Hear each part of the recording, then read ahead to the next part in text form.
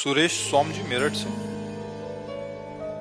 महाराज जी राधे राधे, आपके चरणों में कोटि कोटि प्रणाम। महाराज जी, जन्म और मृत्यु पहले से ही तय होता है, फिर अकाल मृत्यु का क्या अर्थ है?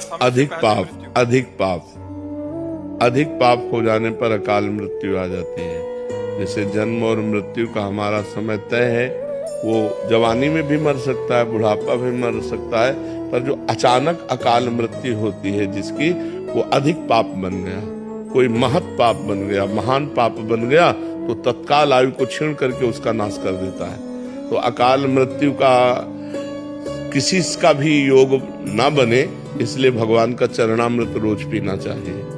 भगवान के चरणामृत का प्रभाव है अकाल मृत्यु हरणम सर्व व्याधि विनाशनम श्री कृष्ण पादोदकम पीत्वा पुनर्जन्म न विद्यते।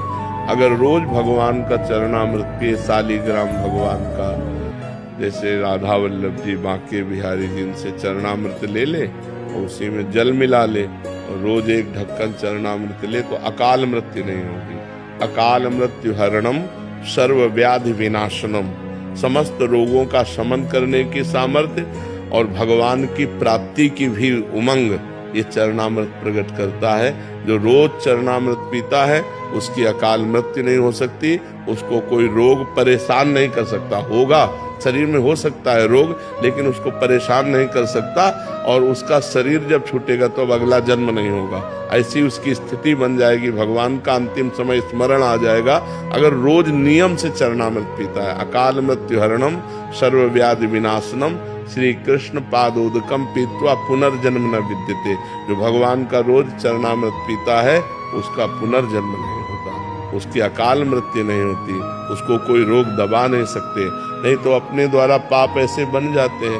अब जैसे गर्भ हत्या है, भ्रूण हत्या है, स्त्री हत्या है, वृद्ध हत्या है, कई ऐसी हत्याएं हैं, कई ऐसे पाप हैं जो महत पाप बन जाते हैं और जीवन बर्बाद हो जाता है। जीवन, आजकल तो लोग विचार ही नहीं करते कि पाप हो रहा है। तो जहाँ पाप बन जाता है, इस जन्म में तो दुर्दशा होगी, और जब अगले जन्म में लेंगे तो भारी दुर्दशा इनकी होगी।